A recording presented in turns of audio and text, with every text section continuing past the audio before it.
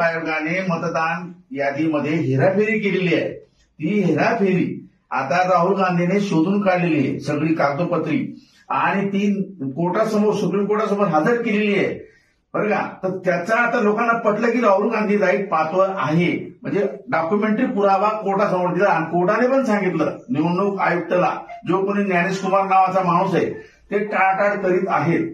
पण चूक कशी याच्यामध्ये की याच्यामध्ये एका माणसाला 50 मुलं दाखवले आणि निवडणुकीत याच्यामध्ये नाव लिहिलं. आणि तो माणूस म्हणतो मला 50 मुलं नाही, 2च मुलं आहेत. एका घरामध्ये त्यांनी 60 लोक दाखवले, एकच झोपडी एवढी.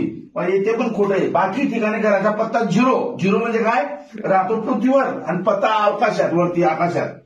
अशा प्रकारे सगळी हेराफेरी झालेली आहे. आणि म्हणून राहुल गांधींचं जे आंदोलन आहे अण्णासाहेब, ते खूप चांगलं आहे.